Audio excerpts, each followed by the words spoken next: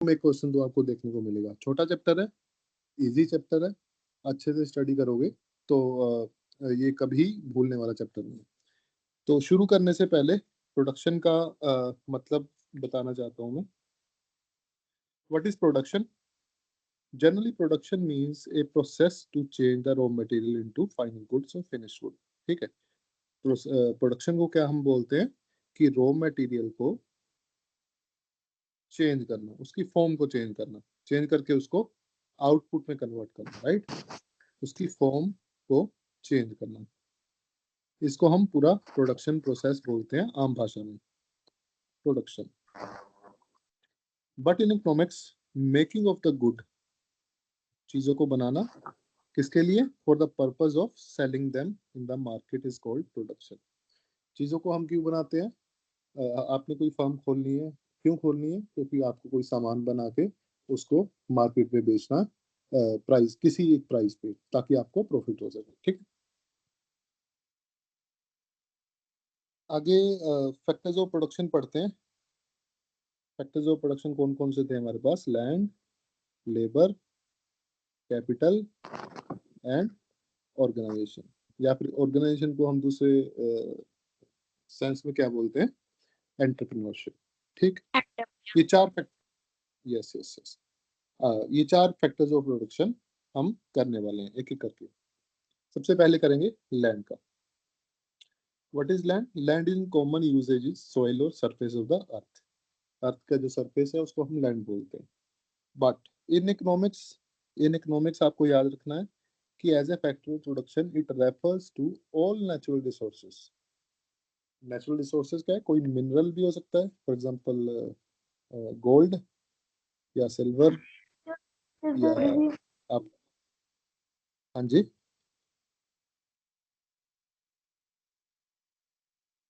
क्या कह रहे हो? एक बार रिपीट करोगे दोबारा प्लीज?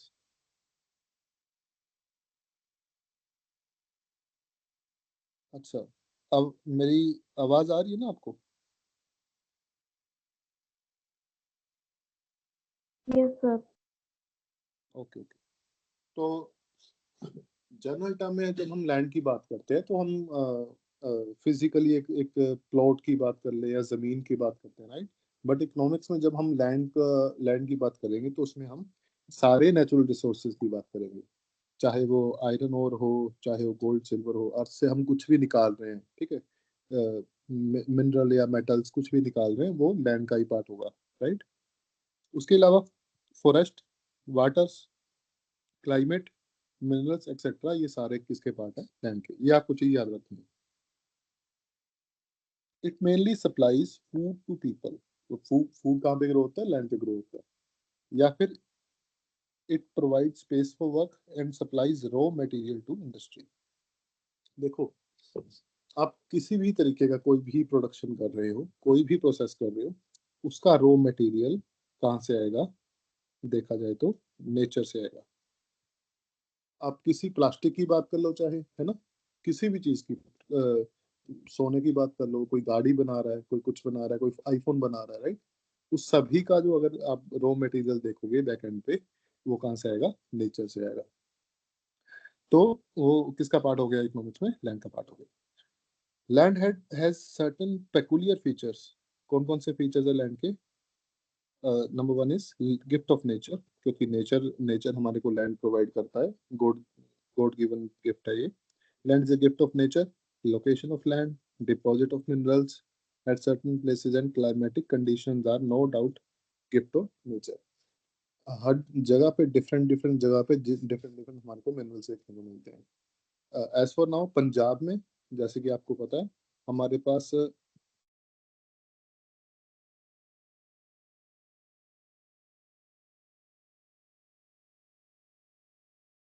स्क्रीन शो हो रही है अभी मेरे को, आपको सबको?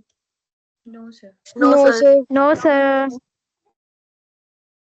No sir.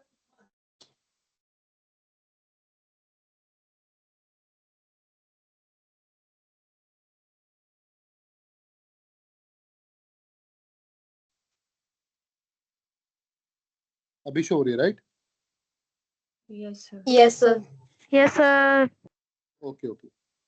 तो जैसे कि आपको पंजाब में पता है कि पंजाब में मिनरल्स ज़्यादा नहीं है, मिनरल्स नहीं है, सिर्फ हमारे पास रेत है, बजरी है, ऐसे छोटे मोटे जो मिनरल्स हैं जो हमको दरिया से मिलते हैं, नदियों से मिलते हैं, वही अवेलेबल है। बाकी मिनरल रिच स्टेट कौन कौन सी है? झारखंड हो गया, मध्य प्रदेश हो गया, राजस्थान हो गया, है ना, छत्तीसगढ़ हो गया। तो ऐसी स्टेट्स में मिनरल काफी ज्यादा है। तो मिनरल्स कहाँ पे होंगे, कहाँ पे नहीं होंगे, ये हमारे हाथ में कुछ नहीं है, ये नेचर ही डिसाइड करता है, राइट। आगे, नंबर 2, लिमिटेड इन सप्लाई। हम सबको पता है कि जो भी हमारे रिसोर्सेज है, नेचुरल रिसोर्सेज, उनकी जो सप्लाई है वो लिमिटेड है। पहले फॉर एग्जांपल वाटर को माना जाता था कि वाटर की सप्लाई अनलिमिटेड है, राइट। पर आजकल आप देखोगे कि वाटर भी बिकता है, चाहे वो बोटल्ड वाटर हो, है ना, 10 रुपए 20 रुपए का बोतल जो है वो मिलता है वाटर के लिए। तो आप उस प्राइस तभी किसी चीज पे लगा सकते हो जब उसकी जो क्वांटिटी है वो कम हो जाए, मतलब उसकी क्वांटिटी लिमिटेड हो जाए, ठीक है। तो साफ पानी पीना आजकल एक एक लग्जरी बन चुका है। वो पहले वाली बात नहीं रही कि आपको साफ पानी जो है वो अबंडेंटली मिलेगा। तो जो भी लैंड के अंडर हमारे पास रिसोर्सेज होंगे, इंक्लूडिंग लैंड ऑल्सो, वो क्या होगा, उनकी सप्लाई लिमिटेड रहेगी। Then immobile factor. इमोबाइल का मतलब क्या होता है? Which is not mobile. Mobile का मतलब वो हाथ में पकड़ने वाला मोबाइल नहीं, मोबाइल का मतलब होता है एक जगह से दूसरी जगह इसको लेके जाना, मोबिलिटी, जिसको हम बोलते हैं मोबिलिटी।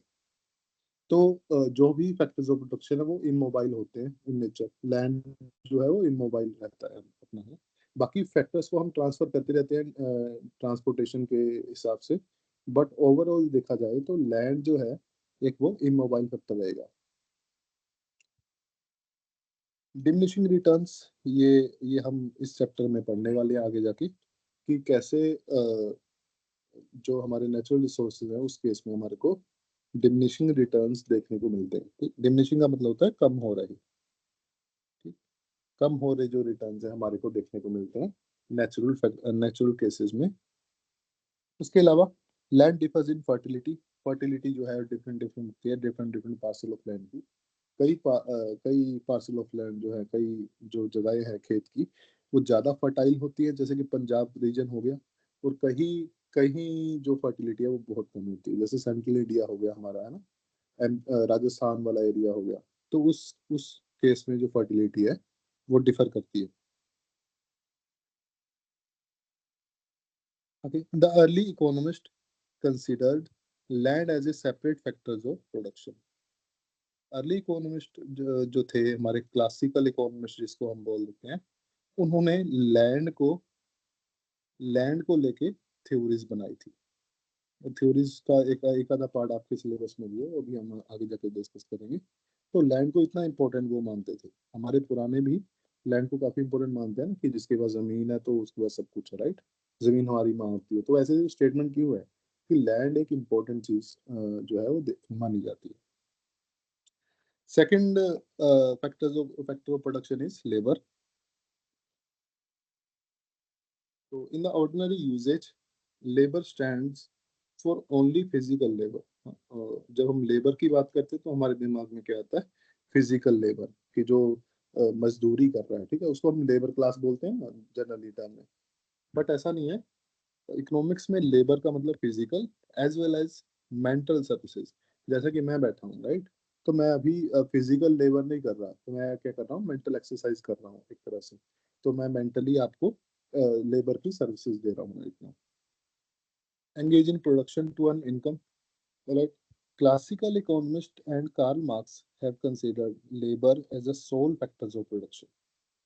क्लासिकल इकोनॉमिस्ट जो थे, के सॉरी एडम स्मिथ स्मिथ रिकार्डो, ठीक, जेबी से, ऐसे जो इकोनॉमिस्ट थे, उन्होंने क्या कहा था? उन्होंने कहा था लेबर थ्योरी ऑफ, उनकी एक थ्योरी थी लेबर थ्योरी ऑफ वैल्यू। उसी को हम बोलते हैं, ये आपको याद रखने की जरूरत नहीं, मैं वैसे ही बता रहा हूँ आपको। लेबर थ्योरी ऑफ वैल्यू, उसको आयरन लॉ ऑफ वेजेस भी बोला जाता है। इसी कंसेप्ट को यूज किया कार्ल मार्क्स ने, जिसने सोशलिज्म को बनाया था, राइट, जिसने सोशलिज्म की स्थापना की थी, जिसके बेस पे पूरा सोशलिज्म का कॉन्सेप्ट, कम्युनिज्म का कॉन्सेप्ट जो है वो टिका हुआ है। अब ये लोग क्या बात करते थे, ये लोग कहते थे कि लेबर इतना इंपॉर्टेंट फैक्टर है कि हमारी जो वैल्यू है, लेबर थ्योरी ऑफ वैल्यू किसकी बात करती है, वैल्यू की बात करती है। किसकी वैल्यू, कोई भी प्रोडक्ट की वैल्यू। फॉर एग्जांपल, आपने मोबाइल फोन की, राइट, आपके हाथ में मोबाइल फोन है अभी, उसकी वैल्यू कैसे डिसाइड होगी? तो इकोनॉमिस्ट कहते थे कि उसकी वैल्यू जो है उस पर मैक्सिमम पार्ट जो है, मैक्सिमम पार्ट अराउंड 99% या जितना भी है, मैक्सिमम पार्ट किसका होगा, लेबर का होगा। लेबर जो भी प्रोड्यूस करेगी, उस, मान लो कि किसी चीज को प्रोड्यूस करने में 100 घंटे लगते हैं, तो उस चीज की वैल्यू जो है वो उतनी ही ज्यादा होगी एज कम्पेयर टू किसी चीज को प्रोड्यूस करने में 1 घंटा लगता है, तो उसकी वैल्यू कम होगी। तो इसके हिसाब से क्लासिकल इकोनॉमिस्ट लेबर को एक काफी काफी इंपॉर्टेंट फैक्टर मानते थे। इसके रिगार्डिंग ही थ्योरीज काफी ज्यादा बनी हुई है। आगे इसके फीचर्स देख लेते हैं। लेबर इज इनसेपरेबल, लेबर को सेपरेट नहीं किया जा सकता। फॉर एग्जांपल, एक इंसान है, इंसान एक वो लेबर का काम कर रहा है या लेबर कर रहा है, कोई भी सर्विस दे रहा है। अब उससे हम उसकी जो सर्विस है या उसका जो काम है उसको सेपरेट नहीं कर सकते। अगर हमने उसकी सर्विस लेनी है, उससे काम लेना है, तो उसका होना जरूरी है वहां पे, राइट। तो labour is inseparable. Labour is perishable, labour खत्म भी हो जाती है। कैसे खत्म हो जाती है? If a worker does not find work on a particular day, the labour is lost for that day. ठीक, अगर मैं किसी दिन के लिए बेरोजगार हूँ, तो वो जो दिन है, वो मेरा जो समय था वो चला गया, राइट। तो वो जो जिस दिन मैंने काम नहीं किया, तो उस दिन को मैं ऐसे रिजर्व नहीं रखता कि किसी और दिन का काम मैं उस दिन कर लूंगा, राइट। तो वो लेबर लॉस्ट जो है वो हो चुका है। तो लेबर इज पेरिशेबल, वो खत्म हो जाता है अगर उसको यूज नहीं किया गया तो। Supply of labour, laborers offer more labor at lower wages.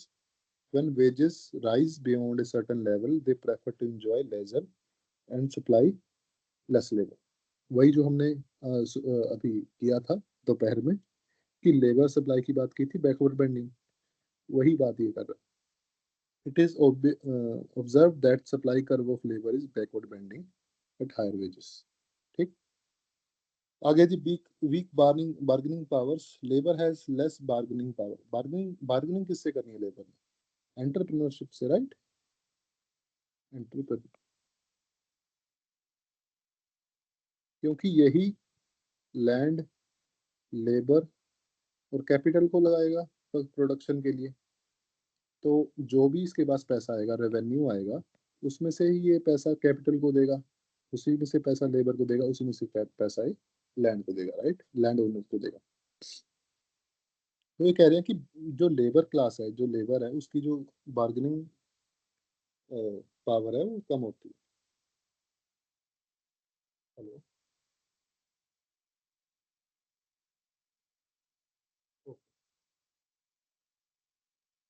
अ, किसी को कोई डाउट है प्लीज बता दीजिए अभी। No, sir. No, sir. मैं आगे पढ़ाऊं फिर? Yes, sir. Yes, sir. Yes, sir. अगर किसी भी बच्चे को कहीं भी डाउट आता है कि उसको समझ नहीं आ रहा, या वो रिपीट करवाना चाहता है, या उसको कोई भी डाउट है उस चीज में ना, तो वो दोबारा मेरे को उसी टाइम बोल सकता है, मैं दोबारा रिपीट कर दूंगा। कोई घबराने वाली बात नहीं है, कोई दिक्कत वाली बात नहीं है, ठीक।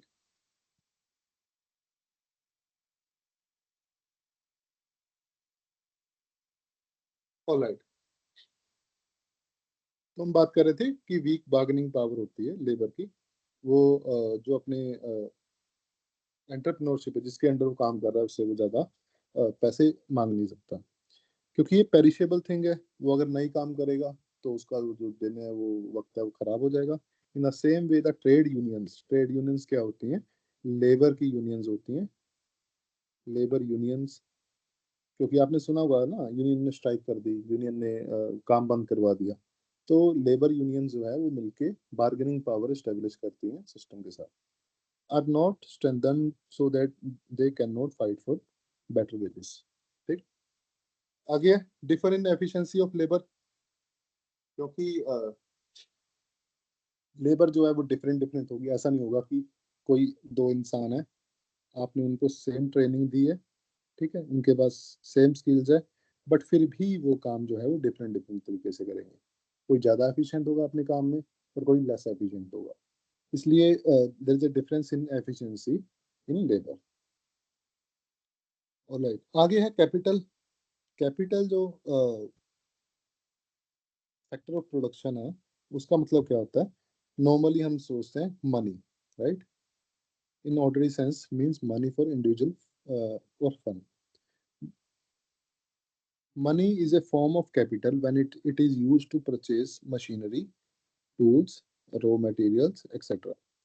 Ultimately, it is the man-made good, that is machinery, tools, etc., that helps in production of goods. These are vital in raising productivity and defense. Economics term में अगर मैं कभी भी कैपिटल की बात करूं, ठीक है, फाइनेंशियल टर्म में कैपिटल की बात कुछ और होती है, इकोनॉमिक्स टर्म में अगर मैं कैपिटल की बात करूं तो आपके दिमाग में क्या आना चाहिए?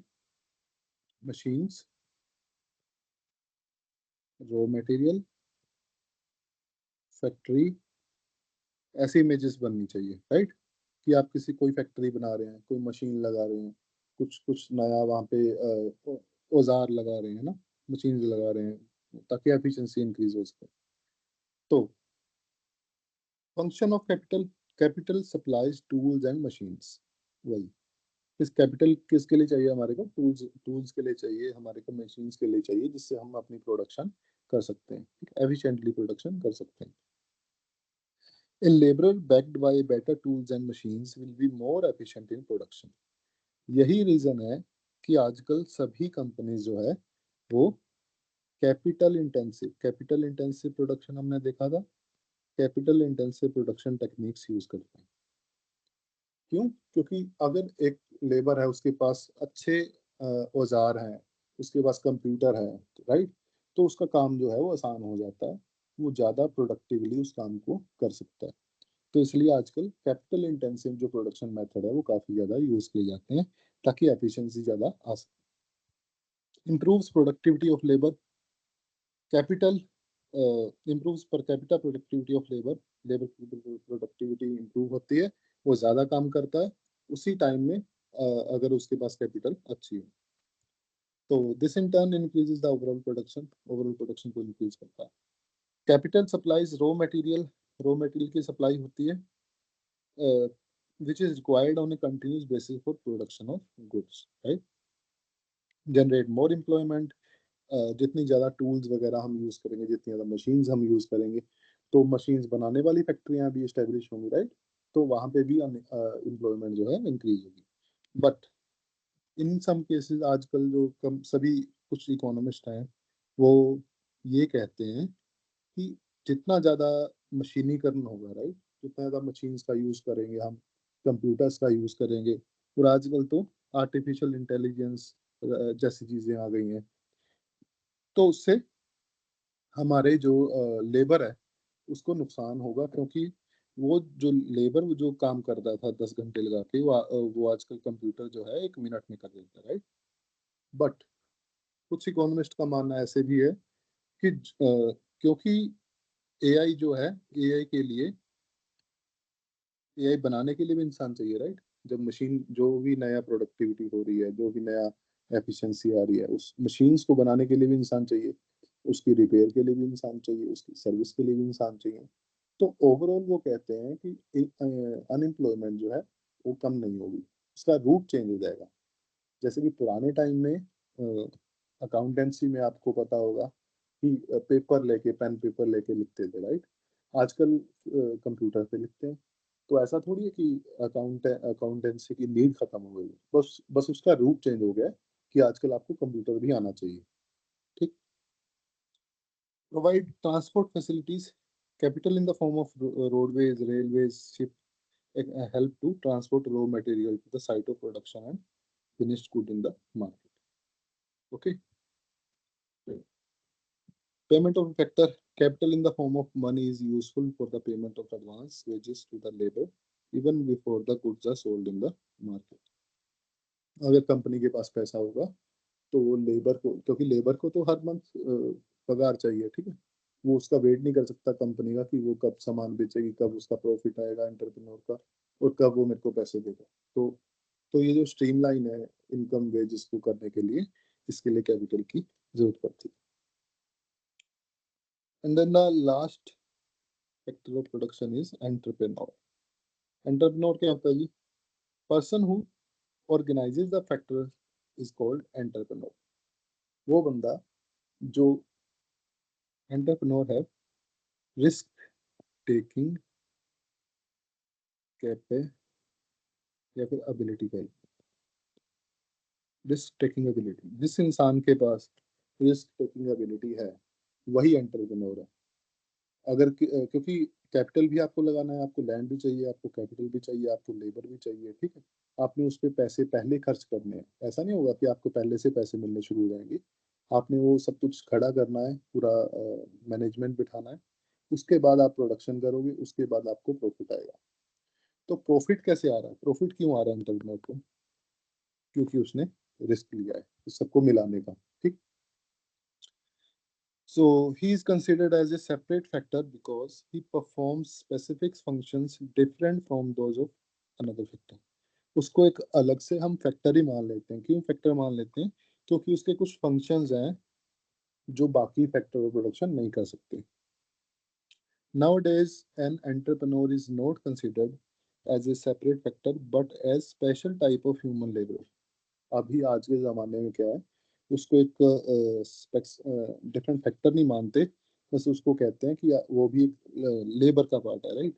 जो हमने लेबर देखा था उसी का पार्ट है, उसको भी वेजेस मिलती हैं, जैसे सीईओ वगैरह हो गए, है ना। तो उसको बोलते हैं कि वो मैनेजमेंट ही है, ठीक है, वो मैनेजर है, वो रिस्क ले रहा है, जो भी है, पर उसको भी हम वेजेस दे रहे हैं, उसको डिविडेंड मिल रहा है, उसको पैसा मिल रहा है। Whenever the ownership and the management are one and the same, entrepreneur has to perform certain specific function. जैसे कि ओनरशिप और मैनेजमेंट एक हो जाता है, एक ही बंदा संभाल रहा है, तो एंटरप्रेन्योर को कुछ स्पेशल फंक्शन करने पड़ते हैं। अब आपने इकोनॉमिक साइंस में हमेशा ये सोचना है कि एंटरप्रेन्योर जो है वो रिस्क टेकिंग एबिलिटी लेने वाला बंदा है, इसलिए उसको प्रॉफिट मिलना चाहिए। आपने कभी भी नहीं सोचना कि वो लेबर का काम कर रहा है, राइट। क्योंकि वो हमारे पास 4 फैक्टर ऑफ प्रोडक्शन है, उसमें से एक फैक्टर एंटरप्रेन्योरशिप या फिर ऑर्गेनाइजेशन जो है वो है। फंक्शन क्या होता है जी एंटरप्रेन्योर का? Initiation of the business, business शुरू करने का जो उसका काम है। Entrepreneur has to initiate the business by mobilising other factors. उसने सारे फैक्टर इकट्ठे किए, लैंड, लेबर, कैपिटल, तो सभी फैक्टर इकट्ठे करके उसको बिजनेस में लगाया। All the primary work to start the business will be undertaken by him. अगला decision making, major decision like the kind of good to be produce. अब आपको क्या प्रोड्यूस करना है, साइज क्या होगा यूनिट का, क्वालिटी क्वांटिटी ऑफ आउटपुट कितना होगा, प्राइस कितना होगा, मार्केटिंग कितना होगा, ये सारे डिसीजन जो है ये कौन लेगा? ये एंटरप्रेन्योर लेगा, राइट। इसी का तो उसको प्रॉफिट मिल रहा है डिसीजन मेकिंग का। आगे चूजिंग द टेक्नोलॉजी। अब उसको कौन सी टेक्नोलॉजी पे कौन सी टेक्नोलॉजी का यूज करना है, क्या उसको लेबर इंटेंसिव मेथड यूज करने, क्या उसको कैपिटल इंटेंसिव यूज करने, कितनी मशीन्स चाहिए, ये सारे डिसीजन कौन लेगा? एंटरप्रेन्योर। इनोवेशन सबसे इम्पोर्टेंट एक थ्योरी भी थी हमारे, innovation theory of innovation theory by शम्पीटर।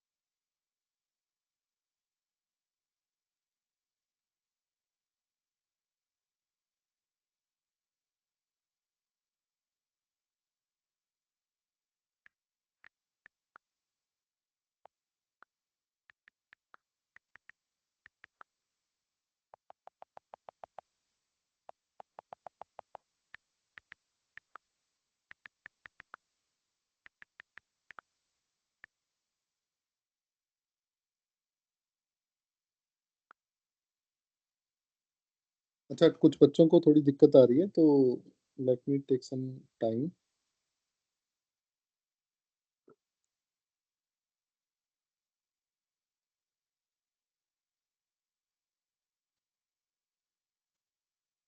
Entrepreneur, okay.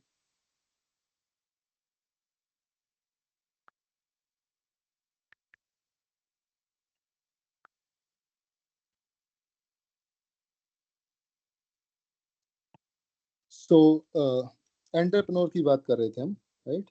कि बस मिटा देता हूँ एक बार कि एंटरप्रेन्योर जो है उसका काम क्या है।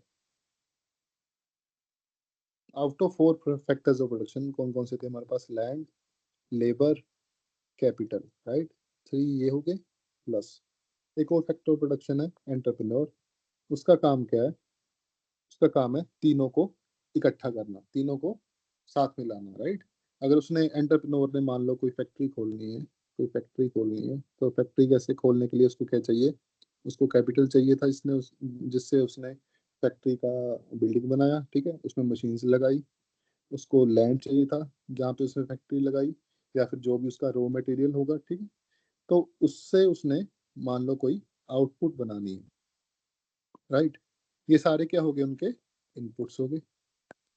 इनपुट कौन कौन से हो गए? लैंड हो गई, कैपिटल हो गया, इनपुट हो गया, और लेबर। तीनों का यूज करेगा वो, ठीक है, बनाने के लिए। क्या बनाने के लिए? आउटपुट।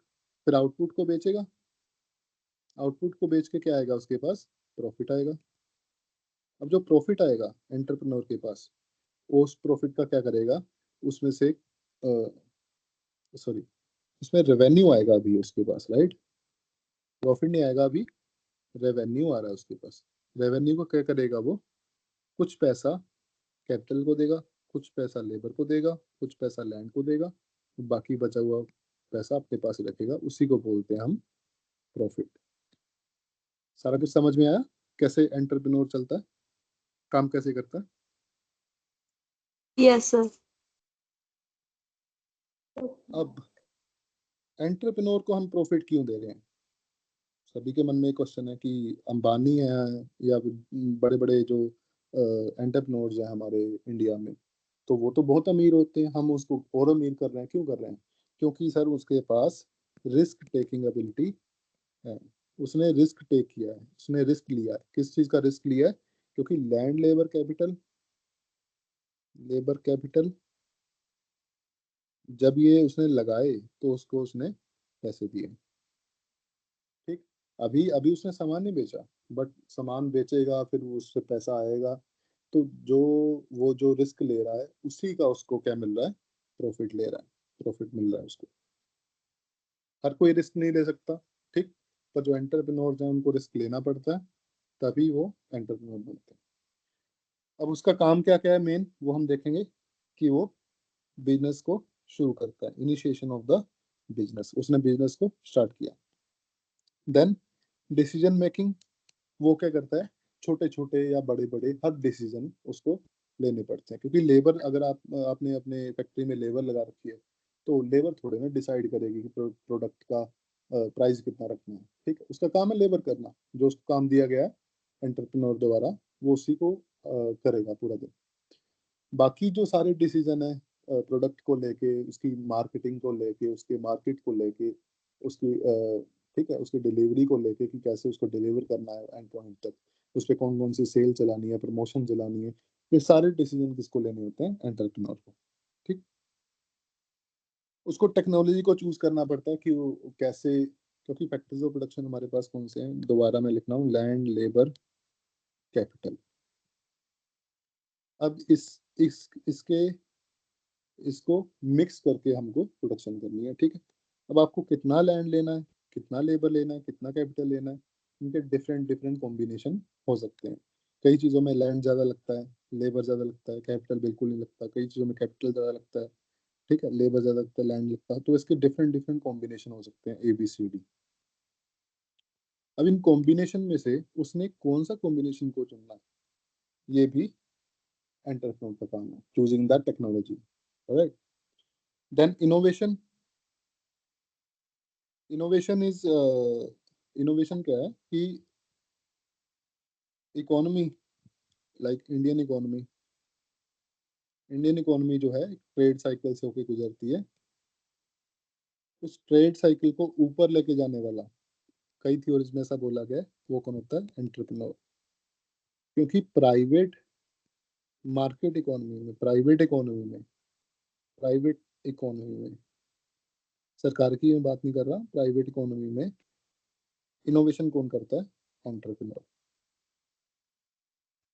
ठीक। कोई भी आप मान लो कि आपने कोई प्लांट खोलना है, ठीक है, आपने कोई फूड का बिजनेस करना है। अगर आप किसी नई तरीके का फूड लाओगे तभी कोई बिजनेस सक्सेसफुल होगा, राइट? तो आप क्या करते रहते हो? आप हर टाइम इनोवेशन करते रहते हो ताकि आप सक्सेसफुल हो जाओ as compare to other firms, कि आप उस बिजनेस को एस्टेब्लिश करने के लिए सक्सेसफुल हो जाओ। इसी केस में क्या होता है? सभी का फायदा होता है, इनोवेशन होती है, वो मार्केट में जाती है, मार्केट में सभी लोग इसको एक्सेप्ट करते हैं। तो इस तरीके से जो हमारी इकोनॉमी है वो ग्रो होती है टाइम टू टाइम। पे the rewards of factor, factor को रिवार्ड्स पे करता है, राइट? आगे है लॉज ऑफ प्रोडक्शन। एक बार पटियाले वाले बता दे कि मेरी आवाज अभी लाउड इनफ है, और क्या अभी समझ में आ रहा है?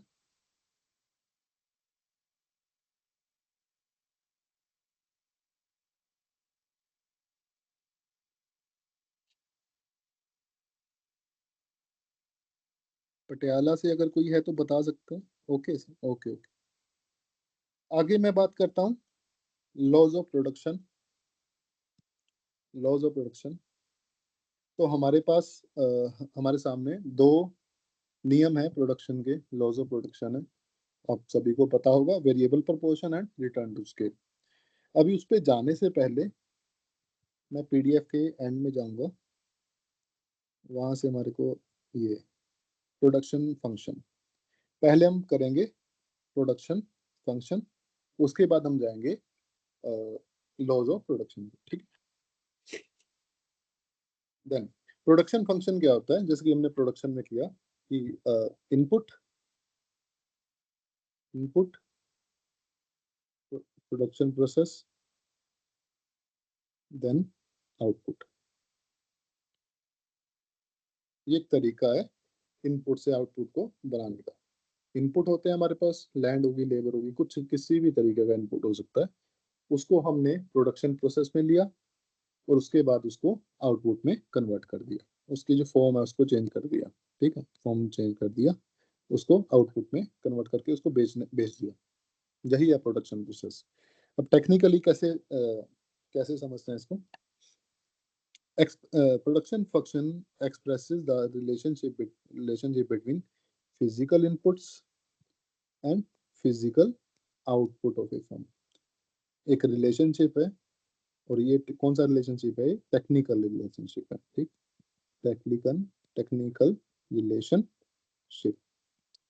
याद रखना है कौन सा रिलेशनशिप है? टेक्निकल रिलेशनशिप है। किस किस के बीच में? फिजिकल इनपुट के बीच में एंड फिजिकल आउटपुट के बीच में।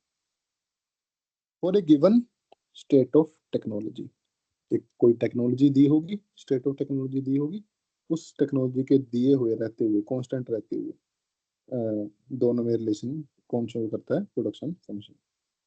The production function is a purely technical relation that connect factor inputs and output. Input और आउटपुट को कनेक्ट करता है, टेक्निकल रिलेशन होता है। ठीक। मैथमेटिकली इसको कैसे लिखते हैं? मैं थोड़ा इजी करके लिख देता हूँ कि output is a function of, ये ए लिख दिया मैंने, function of land, labour, capital and entrepreneurship.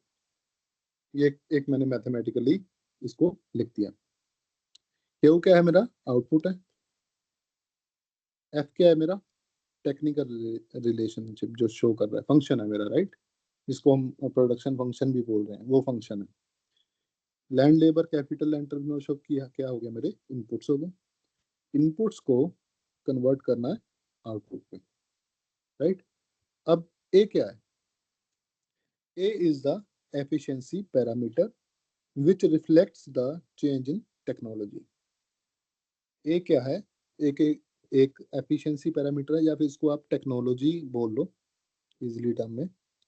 Technology एक है, टेक्नोलॉजी है।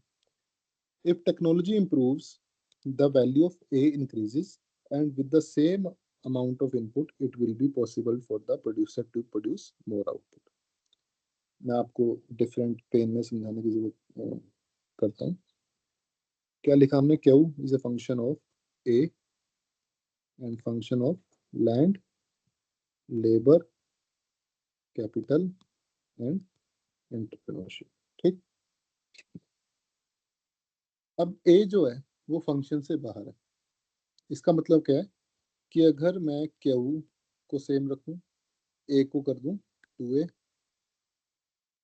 L B A E, अगर मैंने A को इंक्रीज करके कर दिया 2A, तो इससे क्या होगा? Q मेरा क्या बन जाएगा? 2Q। मतलब मेरा आउटपुट, Q क्या है? मेरा आउटपुट है, राइट।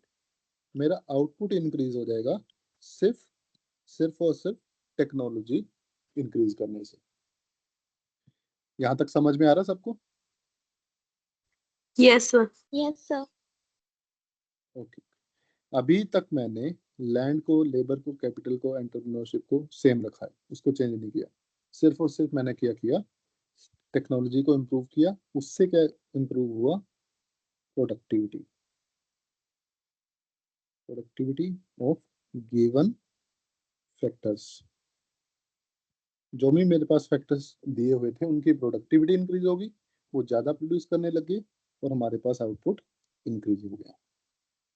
तो ये जो ए है दिया हुआ हमारे पास, इसका ये काम है। Alright. Hence, here Qx is the quantity of x. F1, F2, F3 are the different factor input जो मैंने land, labor, capital लिए थे. This equation tells us that the output of x depends on the factor this. जो output है किस पर depend करेगी? land, labor, capital, और यहाँ पे क्या आना चाहिए? A, उस पर भी डिपेंड करेगी, right. There is a functional relationship between factor inputs and the amount of good x. अच्छा, अभी अब पढ़ते हैं टाइप्स ऑफ प्रोडक्शन फंक्शन। इसमें हम मेनली दो टाइप पढ़ेंगे, एक तो शॉर्ट टर्म और एक long term. Alright, short term and long term, ये दो टर्म्स हैं हमारे सामने, शॉर्ट टर्म और लॉन्ग टर्म। अब शॉर्ट टर्म को देखा जाए तो कितना ही शॉर्ट टर्म हो सकता है, ठीक है। साइंस के पर्सपेक्टिव से शॉर्ट टर्म क्या हो सकता है? सेकंड्स का भी हो सकता है, और ये लॉन्ग टर्म मिनट्स का हो सकता है ना। कोई अगर 100 मीटर की रेस कर रहा है, 100 मीटर भाग रहा है, तो उसके लिए शॉर्ट टर्म मिली सेकेंड्स का भी हो सकता है, लॉन्ग टर्म उसके लिए सेकेंड्स का हो सकता है, राइट। अभी हम अगर इकोनॉमिक्स सब्जेक्ट की बात करें, किसकी बात करें? इकोनॉमिक्स सब्जेक्ट की बात करें, तो इकोनॉमिक्स सब्जेक्ट में दोनों टर्म्स का मतलब डिफरेंट डिफरेंट होता है। शॉर्ट टर्म हम किसको बोलते हैं? Where some factors of production are fixed, जहाँ पे कुछ फैक्टर्स ऑफ प्रोडक्शन फिक्स होंगे। लॉन्ग टर्म क्या होगा? Where all factors of production are variables. Now variable, हाँ जी, किसी को कोई डाउट है?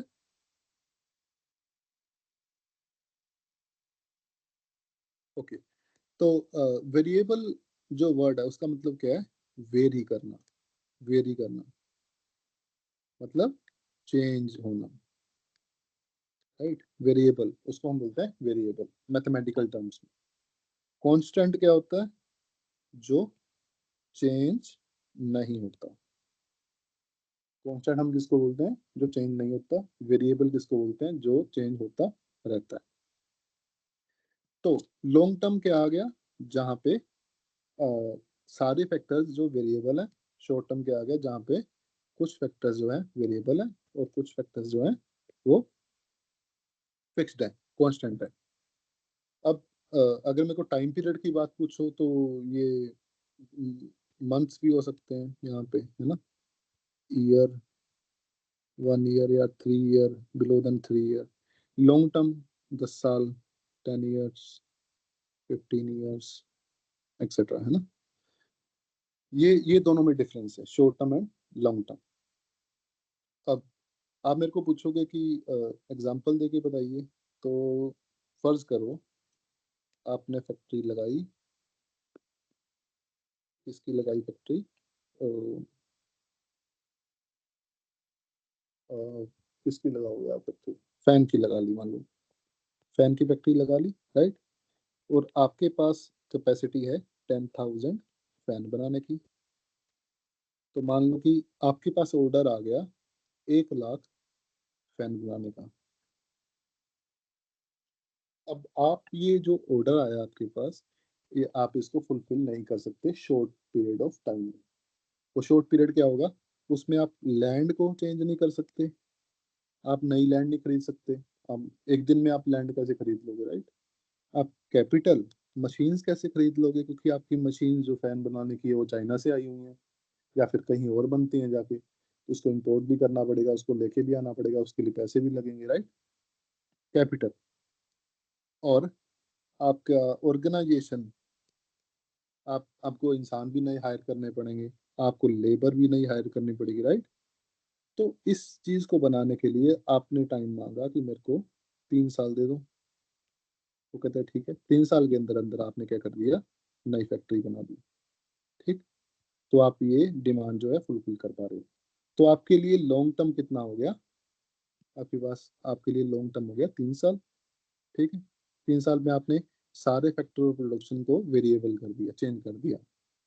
बट शॉर्ट टर्म में आप ये चेंज नहीं कर पा रहे थे। ये सारा फंडा क्लियर हो गया सबको। Yes, sir. Yes, sir. अगर कोई बोल नहीं सकता तो प्लीज चैट बॉक्स में लिख देना कि मेरे को कुछ समझ में नहीं आ रहा। तो law of return to scale, हाँ हाँ समझा रहा हूँ, law of return to scale, और दूसरा भी समझाऊंगा। Give me 1 second.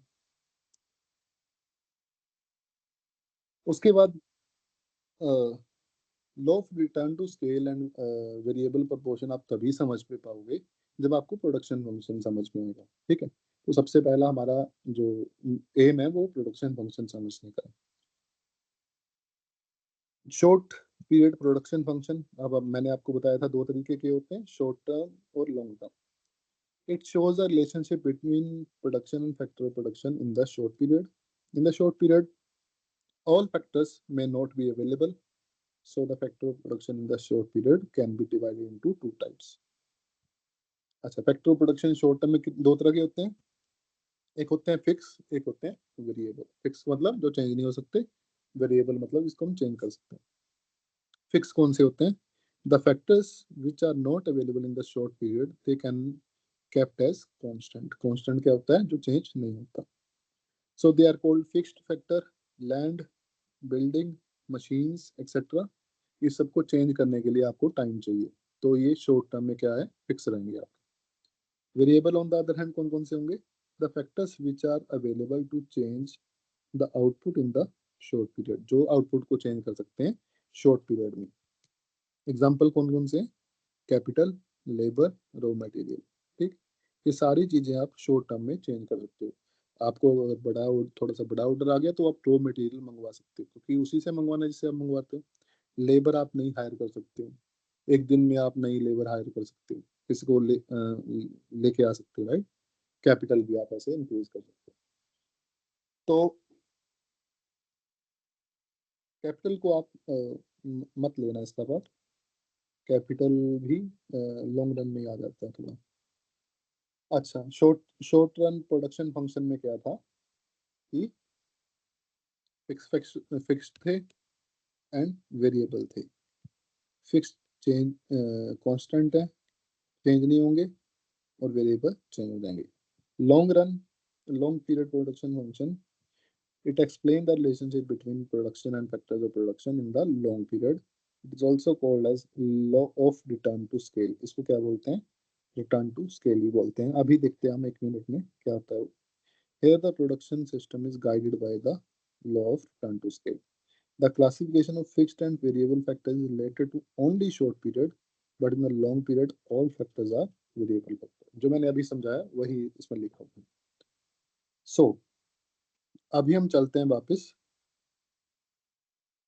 Laws of production पे. यहाँ तक किसी को कोई डाउट हो, कुछ ना समझ में आया तो प्लीज बता दीजिए.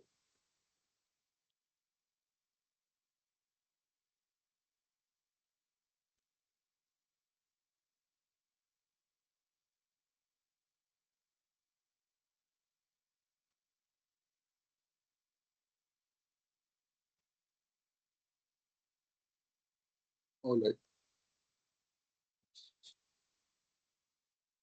Then we will move on to laws of production. Laws of production सबसे इंपॉर्टेंट जो है इस चैप्टर में लॉज ऑफ प्रोडक्शन ही है. Laws of production in economics deal with the concept of cost and producers equilibrium. It is an important aspect of economics as it helps a business to determine the level of output that leads to maximum profit. It also define the various variable and fixed cost of the firm. ठीक है जी. अब दो तरह के हमारे पास laws of production है, काफी important होते हैं, हम यूज करते हैं काफी अपनी जिंदगी में भी. Number one is law of variable proportion. Number second is law of return to scale. पहले पढ़ते हैं law of variable proportion. Explains the relationship between inputs and output. किसमें? शॉर्ट पीरियड में. शॉर्ट पीरियड याद रखना. लॉ ऑफ वेरिएबल प्रोपोर्शन किसमें applicable होता है? शॉर्ट पीरियड में. अच्छा, according to this law output can be changed by changing some factor, variable factor, while other factors are constant. तो आउटपुट को चेंज करेंगे शॉर्ट टर्म में. शॉर्ट टर्म है जी हमारे पास. आउटपुट चेंज करेंगे हम किससे करेंगे? वेरिएबल फैक्टर से करेंगे. क्यों? क्योंकि फिक्स फैक्टर को हम चेंज ही नहीं कर सकते शॉर्ट टर्म में. समझ में आ गया? तो हम वेरिएबल फैक्टर का यूज करेंगे आउटपुट को चेंज करने में. यही है लॉ ऑफ वेरिएबल प्रोपोर्शन. अब किसने दिया था सबसे important? Law was developed by Alfred Marshall. Marshall साहब ने क्या डेफिनेशन दी थी? An increase in the amount of labour and capital applied in the cultivation of land causes in general a less than proportionate increase in the amount of output raised unless it happen to coincide with the improvement in the arts of agriculture. इसका मतलब क्या है मैं आपको यहाँ पे समझाता हूँ. मान लो कि आपके पास एक लैंड है, प्लॉट ऑफ लैंड है. ठीक है, आपके पास है 1 एकड़. मान लो 1 एकड़ की जमीन है आपके पास. आपने उसमें क्या करनी है? खेती करनी है. ठीक है, आपने क्रॉप उगानी है. कौन सी? वीट. अब आपने वीट उगा दी, वीट बो दी. इसमें आप एक तरह से एंटरप्रेन्योर हो. आपने कितने लेबर लगाए? 2 लेबर लगाए. इसको बोने के लिए, सब इसकी देखरेख करने के लिए 2 लेबर पक्के लगा दिए. कैपिटल में क्या लगाया आपने? ट्रैक्टर वगैरह लगा दिया. राइट. तो कैपिटल को आपने चेंज नहीं किया. आपने क्या किया? आपने सोचा कि चलो क्योंकि ज्यादा लोग लगाएंगे तो ज्यादा प्रोडक्शन होगी. आपने लेबर बढ़ा के 2 से कितने कर दिए? 4 कर दिए. ठीक है. अब लेबर बढ़ाने से क्या होगा? काम थोड़ा सा इजी हो जाएगा बाकियों के लिए भी. तो थोड़ी सी प्रोडक्टिविटी इंक्रीज होगी. प्रोडक्शन जो है, मैं आपको प्रोडक्शन भी साथ साथ में बताता रहता हूँ. इस केस में बस ये समझना कि बाकी मैंने कुछ चेंज नहीं किया. प्लॉट मेरे पास सेम है, सिर्फ मैं चेंज कर रहा हूँ यहाँ पे लेबर. क्योंकि लेबर एक वेरिएबल फैक्टर ऑफ प्रोडक्शन है मेरे पास. जब मैंने 2 लेबर लगाई तो मेरे पास हुई 50 क्विंटल. जब मैंने 4 लेबर लगा दी तो मेरे पास हुई 60 क्विंटल. अब मैंने सोचा कि 6 लेबर लगा लेता हूँ क्योंकि प्रोडक्शन तो बढ़ रही है. 6 लेबर लगाई तो कितनी हुई? 66 क्विंटल. फिर मेरे दिमाग में आया कि ये तो बढ़ती जा रही है. तो मैंने क्या किया? मैंने अपना ज़्यादा दिमाग लगाते हुए यहाँ पे 10 लेबर लगा दी। 10 लेबर लगाने के बाद क्या हुआ, वो जो लेबर मैंने लगाई थी वो आपस में बात करते रहे, काम ही नहीं किया उन्होंने, तो उससे क्या हुआ, प्रोडक्शन घट के हो गया मेरा 50 क्विंटल। यही है मार्शल की डेफिनेशन ऑफ फोर्स। मार्शल ने इसी को सोच के बनाया लॉ ऑफ वेरिएबल प्रोपोर्शन, कि जैसे जैसे आप किसी फिक्स्ड फैक्टर पे, लैंड क्या है मेरा, फिक्स्ड फैक्टर है, किसी फिक्स्ड फैक्टर के साथ कोई वेरिएबल फैक्टर इंक्रीज करते रहोगे तो आपकी प्रोडक्शन इंक्रीज होगी, बट उसका इंक्रीज होने का रेट जो है वो कम होता रहेगा। जब मैंने 2 से 4 लगाए थे तब मेरा 10 क्विंटल इंक्रीज हुआ, जब मैंने 4 से 6 किए तब मेरा सिर्फ 6 क्विंटल इंक्रीज हुआ। तो इंक्रीज हुआ, बट मेरा इंक्रीज होने का रेट जो है वो कम हो गया।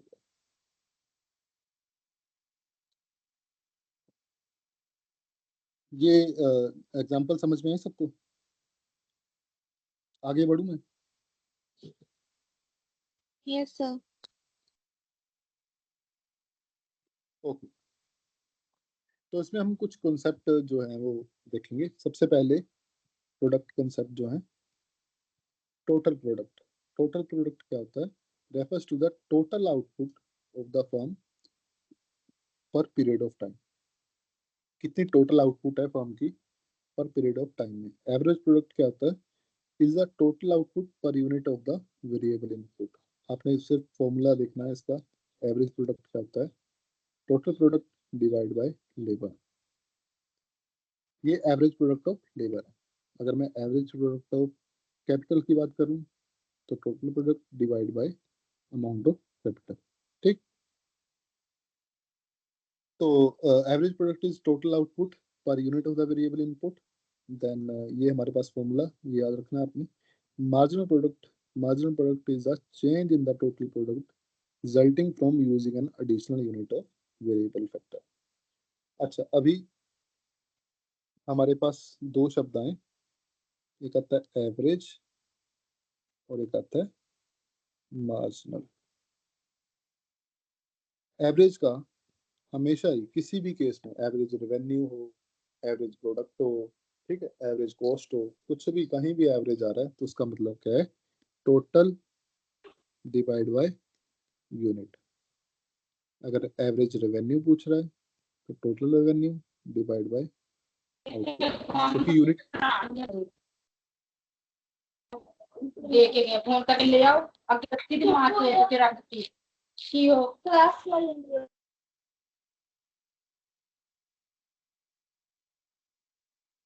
प्लीज अपना माइक थोड़ा ऑफ करिए, अगर डाउट है तो मेरे को पूछ लीजिए। आवाज कम आ रही है क्या? Yes sir. 2 सेकंड दीजिए।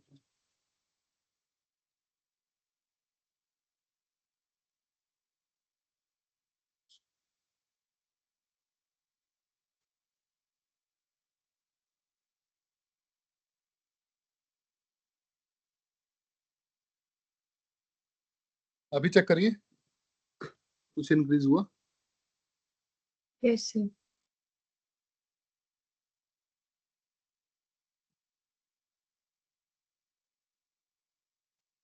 ओके, मैं थोड़ा तेज भी बोलने की कोशिश करता हूँ। तो हमारे पास एवरेज और मार्जिनल दो कॉन्सेप्ट आते हैं। एवरेज के केस में हमने हमेशा क्या करना है, टोटल टोटल डिवाइड बाय उसका यूनिट। जैसे average revenue total divide by उसका unit, average cost is equal to total cost divide by उसका unit output.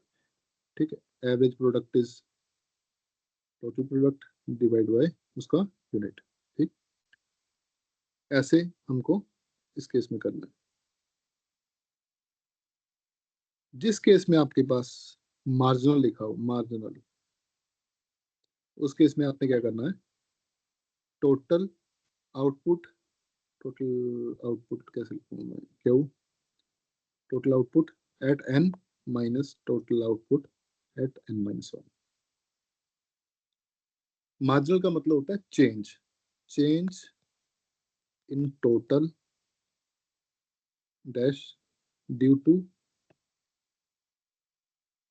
1 unit increase in dash unit, in unit. यहाँ पे टोटल, अगर टोटल कॉस्ट की बात कर रहे हैं, कॉस्ट की बात कर रहे हैं, तो यहाँ पे मार्जिनल कॉस्ट क्या हो जाएगा, change in total cost due to 1 unit change in output. तो यहाँ पे यूनिट की जगह आपका आउटपुट आ जाएगा, राइट। तो एवरेज और मार्जिनल में यही डिफरेंस है, आपको ऐसे ही चल रहा है हर कहीं।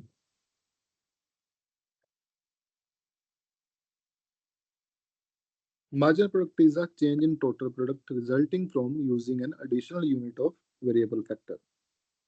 फॉर्मूला क्या आता है, MP is equal to DQ upon DF। इसको बोलते हैं, शायद आपने क्लासेस में पढ़ा होगा, डिफरेंशिएशन।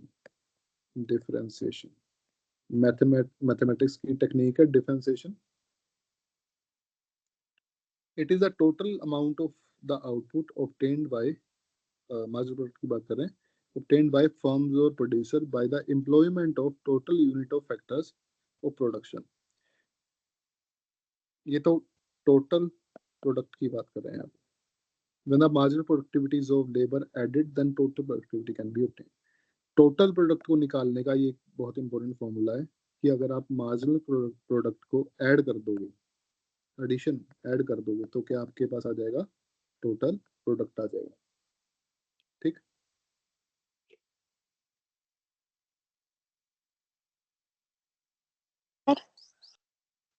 सर जो डीआर लिखा हुआ है उसमें एल का मीनिंग क्या है? DL, let me see, DL labor, this is labor। अच्छा, मार्जिनल प्रोडक्ट मैंने आपको पहले भी शायद दिखाया, यहाँ पे ऊपर दिखाया ना, ये APL, मैंने नीचे L लिखा, इसका मतलब क्या है, एवरेज प्रोडक्ट ऑफ लेबर, जहाँ पे मैं लेबर को यूनिट मान रहा हूँ। APK मतलब एवरेज प्रोडक्ट ऑफ कैपिटल, जहाँ पे मैं कैपिटल को यूनिट मान रहा हूँ। ऐसे ही यहाँ पे MP की जगह आप लिख लो MPL। जब आप हायर क्लासेस में जाओगे तो आपको MPL वर्सेस MPK, ठीक है, इसका निकालने को बोला जाएगा कि आप MPL निकालो, MPK निकालो। तो मार्जिनल प्रोडक्ट हम सिंपल पढ़ रहे हैं अभी, पर किसका मार्जिनल प्रोडक्ट है, लेबर का। तो जो मैं यूनिट यूज करूंगा, क्योंकि मैंने यूनिट लिखा था ना नीचे, पर यूनिट, जो यूनिट यूज करूंगा वो लेबर की करूंगा, क्योंकि मेरे को लेबर का निकालना है। अगर मेरे को कैपिटल का निकालना हुआ तो मैं यूनिट कौन सी यूज करूंगा, कैपिटल की। वो डिपेंड करता है कि मेरा वेरिएबल फैक्टर कौन सा है। हमारे केस में वेरिएबल फैक्टर कौन सा हमने लिया हुआ है, लेबर। तो हम सारा कुछ किसकी टर्म में निकालेंगे, लेबर की टर्म में, राइट। क्लियर हुआ भी पॉइंट है? हो गया सर। हाँ जी। तो आप, ऐसा जरूरी नहीं है कि आपको MP ही लिखना है, MPL लिख लो, TPL लिख लो, तो वो कंफर्म नहीं है, ठीक है, उसमें कोई दिक्कत नहीं। हाँ, तो मैं बात कर रहा था कि ये जो इम्पोर्टेंट फॉर्मूला है, या अगर MP को आप मिलाओगे, सबको ऐड करोगे, तो आपके पास टोटल प्रोडक्ट आ जाएगा। ये हमेशा आपने याद रखना है। उसके बाद बात करते हैं एवरेज प्रोडक्ट की। एवरेज प्रोडक्ट क्या आता है, इट इज द प्रोडक्ट पर unit of labour when the total product is divided by number of units of labour. ठीक है जी, टोटल प्रोडक्ट को डिवाइड करना किससे, number of unit of labour. अगर मैं पूछता एवरेज प्रोडक्ट ऑफ कैपिटल, तो मेरे को, मैं डिवाइड करता total product divide by number of unit of capital, ठीक है, इतना सा। इसको आप APL भी लिख सकते हैं। आगे marginal product, it is an additional product obtained by firms or producer by the employment of additional unit of labor or one more unit of labor। अगर आप एक लेबर आपने एक्स्ट्रा लगाया किसी भी जगह पे, उस एक्स्ट्रा लेबर ने आपके टोटल प्रोडक्ट में कितना चेंज लेके आया, वो उसी को बोलते हैं marginal product of that labour. ठीक है, marginal product of that labour. अगर मैं मार्जिनल प्रोडक्ट ऑफ कैपिटल की बात करूं, तो एक एडिशनल कैपिटल का जो यूनिट मैं उस प्रोडक्शन फंक्शन में लेके आया, उसकी वजह से टोटल प्रोडक्ट में मेरे क्या चेंज आया। इंक्रीमेंटल चेंज क्या है मेरा, उसको बोलते हैं मार्जिनल प्रोडक्ट। इसके दो तीन फॉर्मूले एक और मैं लिख देता हूँ यहाँ पे, जो हमने पहले किया था। MP equal to DQ DL। इसको डिफरेंशिएशन का फॉर्मूला बोलते हैं, कई जगह पे ये DQ/DL ऐसे भी लिखा रहता है। ठीक, दोनों सही है। तो आपने कौन से याद रखने हैं?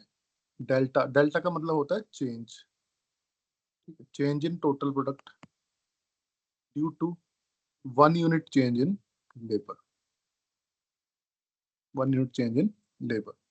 या फिर इसको इस तरह से भी आप डिनोट कर सकते हैं, total product at n unit of labour minus total product at n-1। n-1 कौन सा हो गया? पीछे वाला यूनिट हो गया। तो वहां पे कितनी प्रोडक्शन थी टोटल प्रोडक्ट की, माइनस अभी कितनी है, वो डिफरेंस कितना है, वो हमारे पास MP आ गया। यहाँ तक क्लियर है सबको?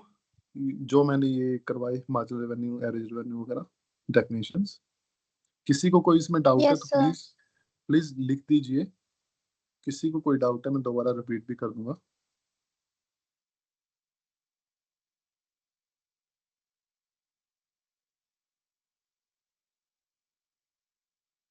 इसमें किसी को भी कोई डाउट है तो लिख दीजिए।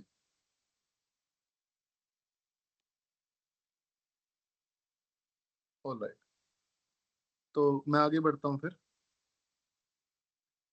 Explanation of the law. देखो जी, marginal explain this law with an example. कौन सी एग्जांपल ली थी उसने? खेत वाली, जो हमने ली है, right. He applied this law in the cultivation of land. Cultivation of land. According to this law, when land is kept as constant, land को हमने constant रखा, land को हम change नहीं कर रहे, and the labor goes on increasing in the first stage, labor increase कर रहे हैं, in the first stage क्या है? It gives increasing return, and after a certain stage, it start diminishing. पहले पहले तो लेबर अच्छा काम करती है, एफिशिएंसी दिखाती है, तो उससे हमारा जो है रिटर्न जो है इंक्रीज होता है। उसके बाद क्या है? लेबर जब ज्यादा बढ़ जाती है और एक दूसरे से बात कर रही है, कुछ भी नहीं कर रही है ना, तो उससे क्या है, जो हमारा मार्जिनल प्रोडक्ट है वो डिमिनिशिंग होना शुरू हो जाता है। When the labor becomes relatively abundant, बहुत ज्यादा हो जाती है, तब मार्जिनल प्रोडक्ट में become negative, marginal product negative भी हो जाता है। टेबल को देखते हैं, टेबल को समझने की कोशिश करते हैं। Number of units of labour मैं इंक्रीज कर रहा हूँ 1 2 3 4 8 तक। टोटल प्रोडक्ट मेरा 1 यूनिट पे 10 है, मतलब टोटल इसको क्विंटल में मान लो आप। ठीक है, वीट वीट मैंने लगाई थी, जब मैंने एक लेबर लगाई तो 10 क्विंटल वीट हुई, 2 लगाई तो 22 क्विंटल हुई, 3 लगाई तो 36, 4 लगाई तो 48, 5 लगाई तो 55, 6 लगाई तो 60। ठीक है, फिर देखो मैंने 7वां एक और बंदा ऐड किया, तो मेरी वेट की आउटपुट फिर भी 60 ही रही, बढ़ी नहीं वो। मैंने 8वां लगाया, वो 8वें ने क्या किया, बाकी को भी अपनी बातों में लगा लिया, तो उससे क्या है, मेरी प्रोडक्शन उल्टा कम हो गई। यही हमारे को एवरेज में दिखेगा, यही हमारे को मार्जिनल में दिखेगा। मार्जिनल में देखते हैं, पहले सबसे ज्यादा 10 हुई, 10 एक लेबर लगाने से 10 आउटपुट बढ़ी, फिर एक लेबर लगाने से 12 क्विंटल बढ़ गया, एक और लगाने से 14 क्विंटल बढ़ गया। यहाँ तक इंक्रीज हो रहा है, उसके बाद डिक्रीज होता रहा, यहाँ तक लगा लो नीचे, डिक्रीज होना शुरू हो गया। मतलब आउटपुट तो बढ़ रही थी बट कम रेट से बढ़ रही थी, यहाँ पे डिक्रीज। यहाँ पे 0 हो गया और यहाँ पे तो नेगेटिव हो गया। अब मार्जिनल प्रोडक्ट के नेगेटिव होने का मतलब क्या है? नेगेटिव होने का मतलब है टोटल प्रोडक्ट ही कम हो गया, जैसा कि आप इस टेबल में भी देख सकते हो। 7वां यूनिट कितना प्रोड्यूस कर रहा था? माइक को प्लीज ऑफ कर दीजिए। 7वां यूनिट कितना प्रोड्यूस कर रहा था? 60 क्विंटल का। ठीक है, 8वां यूनिट ने कितनी प्रोड्यूस की? 56। तो देखिए अब कम हो गया। यही हमारे को मार्जिनल प्रोडक्ट में शो हो रहा है कि जैसे जैसे मार्जिनल प्रोडक्ट नेगेटिव हो रहा है, वैसे वैसे टोटल प्रोडक्ट भी कम होता जा रहा है। जहां जहां ये डिक्रीज हो रहा था वहां वहां मेरा टोटल प्रोडक्ट बढ़ रहा है पर कम रेट से बढ़ रहा है, और जहां पे मार्जिनल प्रोडक्ट इंक्रीज हो रहा था वहां पे मेरा बहुत ज्यादा ग्रो कर रहा है, बहुत ज्यादा रेट से बढ़ रहा है। अब सबसे इम्पोर्टेंट जो इसका पॉइंट है डायग्रामेटिक एक्सप्लेनेशन, ये सारा टेबल जो है वो डायग्राम की सहायता से हम समझेंगे। तो इसमें डायग्राम को इन्होंने 3 स्टेजेस में बांट दिया, stage 1, stage 2 and stage 3। Y axis पे मेरे पास आउटपुट है, एक्स एक्सिस पे मेरे पास यूनिट ऑफ लेबर है, इनपुट है, जिसको मैं इंक्रीज कर रहा हूँ, राइट, वेरिएबल जो इनपुट है मेरा। तो जैसे जैसे मैं इंक्रीज कर रहा हूँ पॉइंट एन तक, वैसे वैसे क्या हो रहा है कि मेरा टोटल प्रोडक्ट, ये देखिए टोटल प्रोडक्ट सबसे ऊपर क्या होगा, टोटल प्रोडक्ट जो है वो इंक्रीज होता जा रहा है लगातार। ये है स्टेज 1। और इसी स्टेज के एंड तक जो मेरा मार्जिनल प्रोडक्ट है वो ऊपर है एवरेज प्रोडक्ट के, ठीक है।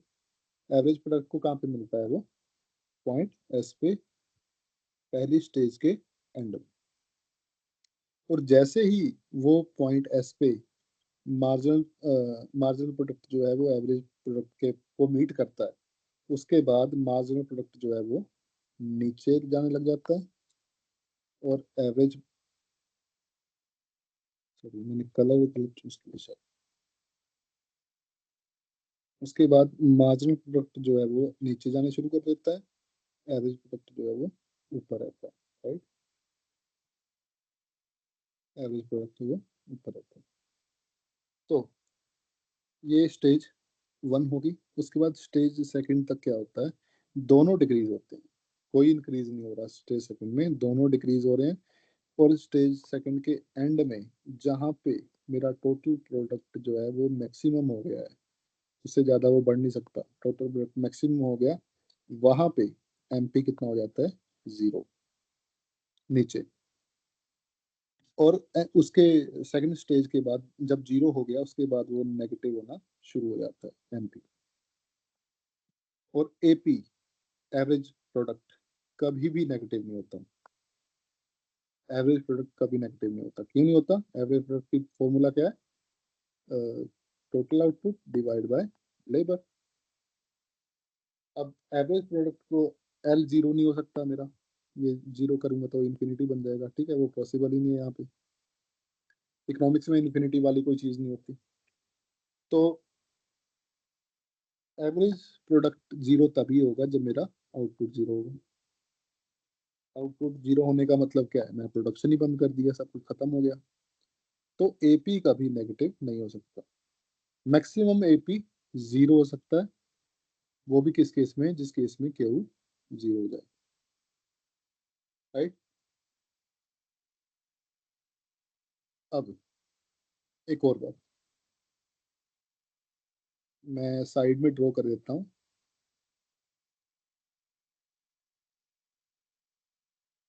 ये है मेरी एमपी कर्व और ये है मेरी एपी कर्व।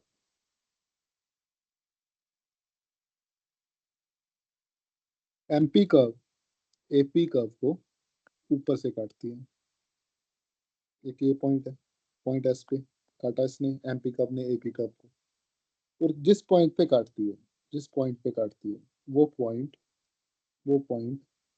होता है एपी का मैक्सिमम पॉइंट। एमपी कर्व जब कभी एपी कर्व को काटेगी, कहाँ पे काटेगी, उसके मैक्सिमम पॉइंट पे, जहां वो सबसे ऊपर है, सबसे ज्यादा है, ठीक। और कहाँ से काटेगी, ऊपर से। क्लियर, ये 2-3 बातें क्लियर है सबको, समझ में आ रहा है बच्चों? Yes sir. Yes sir. Yes अच्छा, सर। एक और जरूरी बात, एपी कर्व इंक्रीज हो रही है, आपको दिख रहा है यहाँ पे, डायग्राम में जो मैंने साइड में बनाई है, एपी कर्व इंक्रीज हो रही है, फिर एस के बाद एपी कर्व डिक्रीज होने लगी। ठीक, अब इकोनॉमिस्ट बोलते हैं, सभी बोलते हैं कि एपी कर्व किसकी वजह से डिक्रीज हो रही है, एमपी की वजह से। अगर तो एमपी जा रहा है जी, ऊपर जा रहा है, ऊपर जा रहा है, इंक्रीज हो रहा है, इंक्रीज हो रहा है, इंक्रीज हो रहा है, तो वो एपी को भी इंक्रीज करेगा। ठीक है, एपी को भी इंक्रीज करेगा वो। तो जहां पे उसने नीचे जाना शुरू कर दिया, उसके बाद वो एपी को भी अपने साथ नीचे लेके जाएगा। तो एपी एवरेज प्रोडक्ट के ऊपर जाने का क्यों जाता है एवरेज प्रोडक्ट ऊपर, क्योंकि उसको एमपी लेके जाता है। इसे याद रखना, जितना भी एडिशनल लेबर हम लगा रहे हैं, अगर वो ज्यादा आउटपुट प्रोड्यूस कर रहा है तो वो एमपी को तो ऊपर लेके जाएगा जाएगा, वो एवरेज प्रोडक्ट को भी ऊपर लेके जाएगा। और उसको नीचे नीचे लेके जाने वाला कौन है, वो भी एमपी है जी। एमपी अगर डिक्रीज हो रहा है, नेगेटिव जा रहा है, तो इसका मतलब एपी को भी वो डिक्रीज करेगा, बट एपी कभी नेगेटिव नहीं होगा। ठीक, अभी हम पढ़ लेते हैं क्या लिखा है इन्होंने। इन द फर्स्ट स्टेज, मैं थोड़ा डिक्रीज कर देता हूँ। In the first stage the TP, total product, average product, marginal product go on increasing, but at the end of the first stage MP start to decline. First stage के end में MP start to decline. The first stage ended when the MP is equal to AP. वो मैंने बताया था MP कहाँ पे AP के equal होगी, एवरेज प्रोडक्ट के टॉप पॉइंट पे। ठीक, अब स्टेज फर्स्ट में ऊपर जाने का कारण क्या है, क्या हो सकता है कि जब हम लेबर को लगा रहे हैं तो उसकी एफिशिएंसी बहुत बढ़ गई, कि हमने एक काम को, मान लो पहले एक प्लॉट पे एक लेबर काम कर रहा था, अब वो खाद भी डाल रहा है, वो बीज भी बो रहा है ना, वो पानी भी लगा रहा है, तो हमने उस काम को दो लेबर में बांट दिया कि आधा काम तू करेगा, आधा काम तू करेगा, और वो एफिशिएंटली काम कर पा रहे हैं, क्योंकि आप डिवाइड कर रहे हो ना काम को, डिवाइड कर रहे हो आप डिफरेंट डिफरेंट काम को, तो प्रोडक्ट स्पेशल काम की स्पेशलाइजेशन हो जाती है। ठीक, जैसे एडम स्मिथ ने कहा था कि अगर आप काम को डिवाइड कर दोगे डिफरेंट डिफरेंट चीज़ों में और हर एक को एक स्पेशल काम दे दोगे, तो आप ज़्यादा प्रोडक्शन कर सकते हो। उसको बोलते हैं स्पेशलाइजेशन ऑफ लेबर। ठीक है, लेबर को स्पेशलाइज, आपने देखा होगा कि कोई लेबर है वो एक ही काम करता रहता है, अगर वो एक बटन लगा रहा है माउस पे तो वो वही लगाता रहता है सारा दिन बैठ के। क्यों, क्योंकि वो उस काम को एफिशिएंटली कर सकता है, उसको पता कि कैसे लगाना है। राइट, तो ऊपर जाने का कारण स्टेज वन में specialisation of labour. In the second stage, TP, total product goes on increasing, but it increases with diminishing rate. Increase होता है जी, but कैसे होता है, diminishing rate की रेट से होता है। टोटल प्रोडक्ट की मैं बात कर रहा हूँ, ऊपर देखिए आप, ये जो इंक्रीज हो रहा है ये डिक्रीजिंग रेट से इंक्रीज हो रहा है। ठीक है, AP goes on diminishing, MP goes on diminishing. At the end of second stage, the total product reaches the maximum. Total product जो है वो मैक्सिमम हो जाता है, तो जैसे ही वो मैक्सिमम होता है एमपी क्या हो जाता है हमारा, जीरो। ठीक, it intersect the x axis. In the third stage the TP and AP goes on diminishing, but for the MP becomes negative. MP negative हो जाता है, so the MP curves crossed the x axis. The MP curve intersect the AP curve when the AP is maximum. ये भी point हमने देख लिया। The law of variable proportion is also called law of diminishing marginal data. ये आपको याद होना चाहिए, जो भी डिफरेंट डिफरेंट नेम्स होते हैं। The law is not only applicable to agriculture but also applicable to industrial sector, service sector, etc. इस अब जो लॉ ऑफ वेरिएबल प्रोपोर्शन है हर जगह एप्लीकेबल होता है। अगर आपने कल सर्विस सेक्टर या कोई इंडस्ट्री खोलनी है, तो अगर आप ज़्यादा लेबर लगा दोगे तो वो क्या हो जाएंगे, उसकी जो आउटपुट है वो कम हो जाएगी। ठीक, नाउ अभी तक सबको क्लियर है? Yes, sir. Yes, sir. Yes, sir.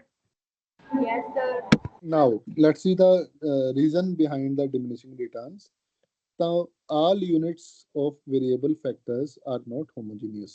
जैसा कि हमने कहा था कि वेरिएबल फैक्टर, जैसे लेबर की बात की थी, तो एक लेबर ऐसा नहीं है कि जरूरी नहीं है कि वो बाकी लेबर के, चाहे वो सेम कॉलेज से, सेम सब्जेक्ट से, सेम स्कोरिंग, सब कुछ सेम, बट फिर भी उसकी एफिशिएंसी क्या होगी, वो डिफरेंट होगी, ठीक, not homogeneous. Imperfect substitutes, imperfect substitution, for example मैंने कि एक लेबर को निकाल के दूसरा लेबर ले आया या कोई और तरीका यूज किया, तो वो जो है पूरी तरह से सब्स्टिट्यूट नहीं होगा. एक और सब्स्टिट्यूट का मतलब क्या होता है कि मैं लेबर को लगा रहा हूँ लैंड पे, ठीक, लेबर को मैंने लगाया लैंड पे, तो अगर मैं लैंड को नहीं बढ़ा रहा हूँ, सिर्फ लेबर को लगाता जा रहा हूँ, तो जो लैंड है वो इतनी ज़्यादा लेबर को एफिशिएंटली होल्ड नहीं कर पाएगी, राइट, वो उसका प्रॉपर यूज नहीं कर पाएंगे हम, अगर हम ज़्यादा लेबर को एक लैंड पे लगा रहे हैं. The combination becomes wrong, combination wrong हो गया, ज़्यादा लेबर लगा दी लैंड पे, राइट. इंपॉर्टेंस, लो यूजफुल है कहाँ पे, फर्म्स और producer for the decision making regarding the output. Output का कितनी आउटपुट बनानी है हमें, कितनी लेबर लगा के. यहाँ पे प्रोडक्शन वाले चैप्टर में याद रखना, हम कॉस्ट की बात नहीं कर रहे हैं. हम ये नहीं कह रहे कि लेबर लगा रहे हो तो उसकी कॉस्ट कितनी आ रही है, वो हम डिफरेंट चैप्टर है हमारा कॉस्ट वाला, उसमें बात करेंगे हम आगे जाके. तो इसमें हम सिर्फ और सिर्फ प्रोडक्शन की बात कर रहे हैं कि हमने कैसे प्रोड्यूस करना है, कितना कितने फैक्टर्स ऑफ प्रोडक्शन का यूज करके.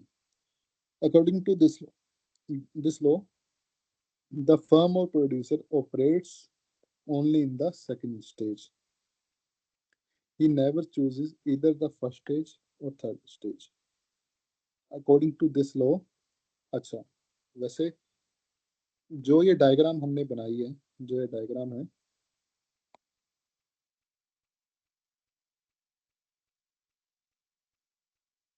ये जो डायग्राम है, ये है ट्रेडिशनल इकोनॉमिक्स में, मतलब पुरानी इकोनॉमिक्स में.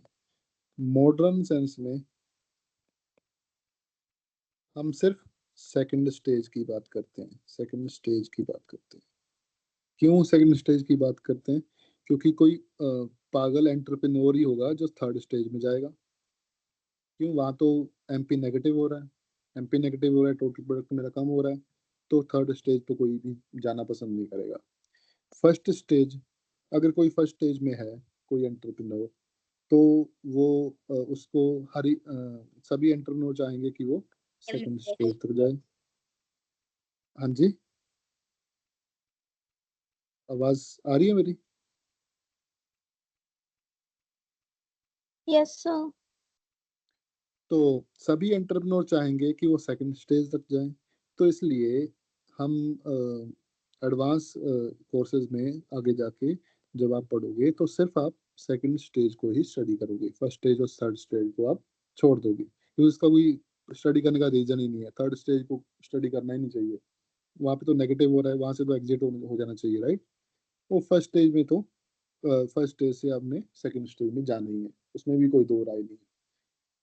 हमारे पास प्रॉब्लम कब आती है कि सेकंड स्टेज में अगर हम हैं, तो वहां पे हमको कितना प्रोडक्ट प्रोड्यूस करना है, ये हमारे सामने क्वेश्चन है, जो हम शायद आगे जाके इसको चैलेंज भी करेंगे, ठीक. assumption, units of the variable factors are homogeneous. देखो, assumption में इसने बात ली थी कि सारे जो फैक्टर्स हैं वो होमोजेनियस हैं. There is a possibility to change some factors, variable factor जो चेंज हो सकते हैं, while other factors are constant, fix factor. बाकी फैक्टर क्या है, फिक्स्ड है. there is a possibility to change the combination of fixed and variable factor. हम एक लेबर को एक कैपिटल, चार लेबर को एक कैपिटल, पांच लेबर को एक कैपिटल के साथ लगा सकते हैं, ऐसा कुछ कॉम्बिनेशन जो है एप्लीकेबल है. There must be no change in the level of technology. जो हमने ए देखा था प्रोडक्शन फंक्शन में, वो चेंज नहीं होगा, वो एज इट इज रहेगा. It is applicable to only short period, सिर्फ शॉर्ट पीरियड में. क्यों, क्योंकि शॉर्ट पीरियड में ही फिक्स्ड फैक्टर जो है वो एप्लीकेबल होंगे. लॉन्ग रन में सारे वेरिएबल फैक्टर होते हैं, ठीक. आगे है हमारा laws of return to scale. अभी टाइम थोड़ा कम है, तो इसलिए हम थोड़ा सा ब्रीफली इसको डेफिनेशन वगैरह देखेंगे, बाकी हम जो पार्ट है वो कल करेंगे।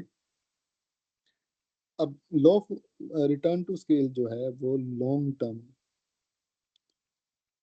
लॉ है हमारा, ठीक, जो हमको लॉन्ग टर्म स्टडी करने में सहायता करेगा।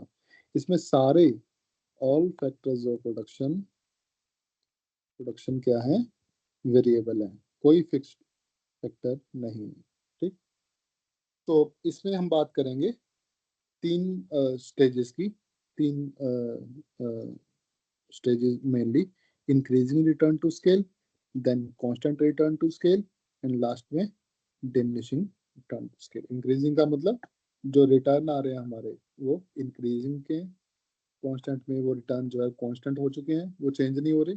diminishing में क्या है, जो रिटर्न हमारे diminishing डिक्रीज हो रहे हैं। तो इसमें हम कल तीन स्टेजेस को स्टडी करेंगे, right.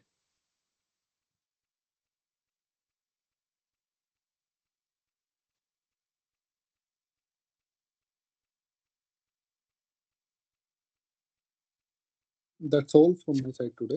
Thank you all. Thank you all for joining.